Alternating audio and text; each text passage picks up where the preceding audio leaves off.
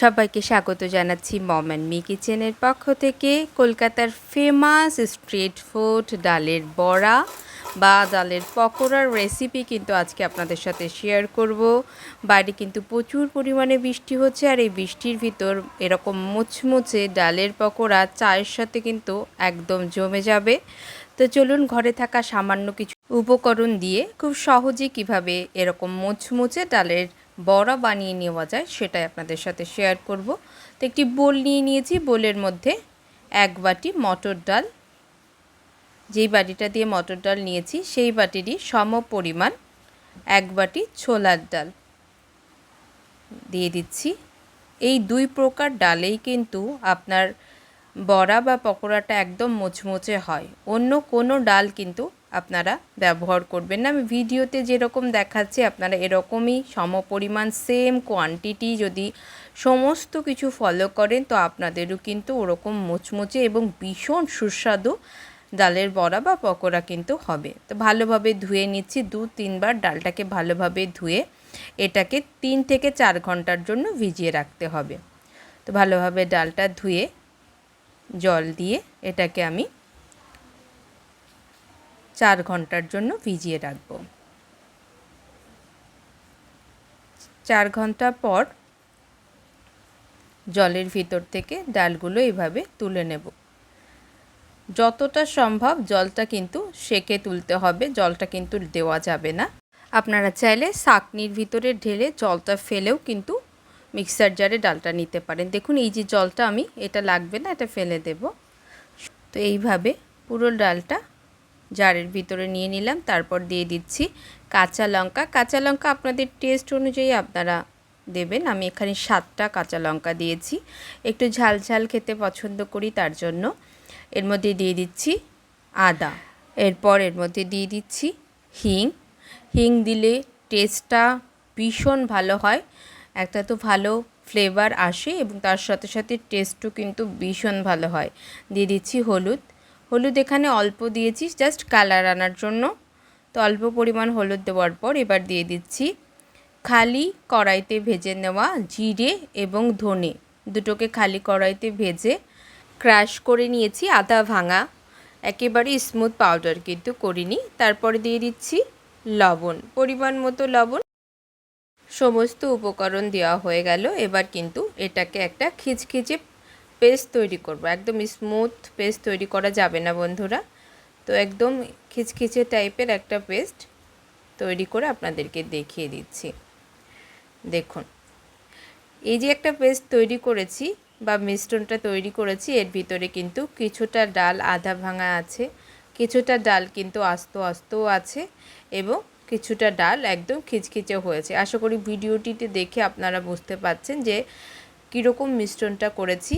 সবসময় মাথায় রাখবেন যখন ভেজানো ডালটা থেকে আপনারা তুলবেন মিক্সার জারে তখন কিন্তু একদমই যেন জল না যায়, এদিকে আপনাদেরকে খেয়াল রাখতে হবে।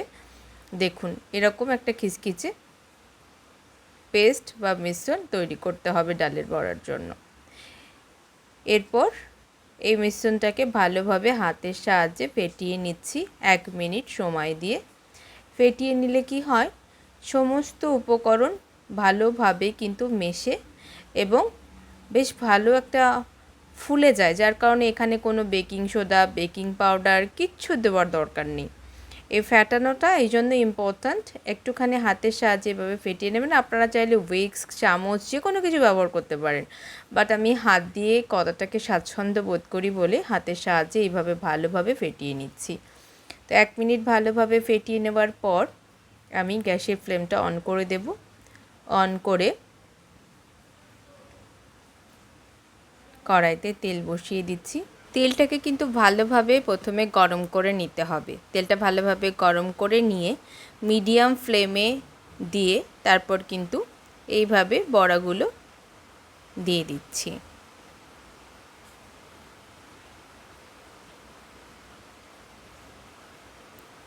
তো তেলটা ভালোভাবে গরম হয়ে যাওয়ার পর আবারও রিপিট করছি বন্ধুরা, মিডিয়াম ফ্লেমে আঁচটাকে রেখে বড়াগুলো এভাবে দিয়ে দিতে হবে এবং বাকিটা কিন্তু অবশ্যই আপনাদেরকে মিডিয়াম ফ্লেমে ভাজতে হবে। তা না হলে উপরটাতে কালার চলে আসবে বা ভাজা হয়ে যাবে, বাট ভিতরটা কিন্তু কাঁচা থাকবে বা মুচমুচে ব্যাপারটা কিন্তু হবে না।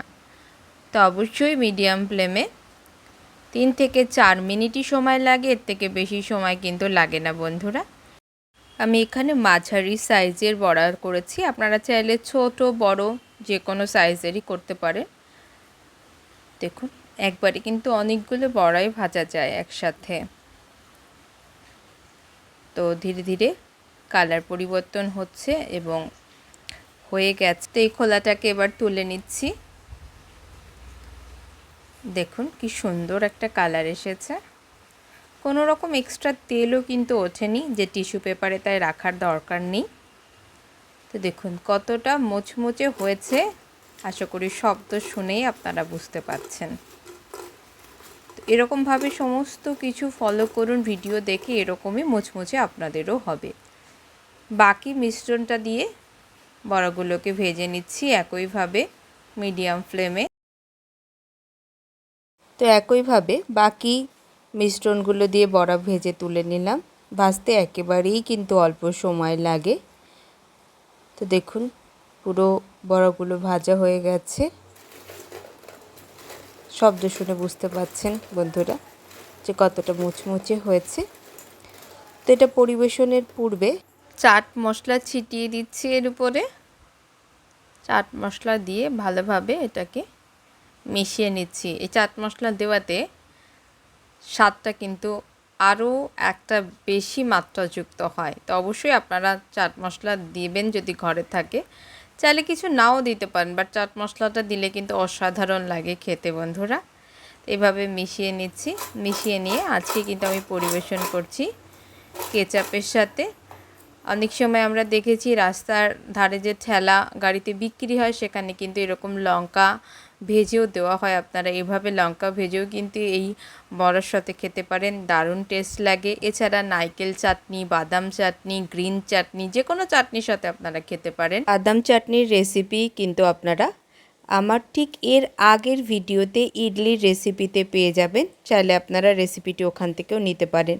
ভিডিওটি ভালো লাগলে লাইক, কমেন্ট এবং শেয়ার করে সবাইকে দেখার সুযোগ করে দেবেন।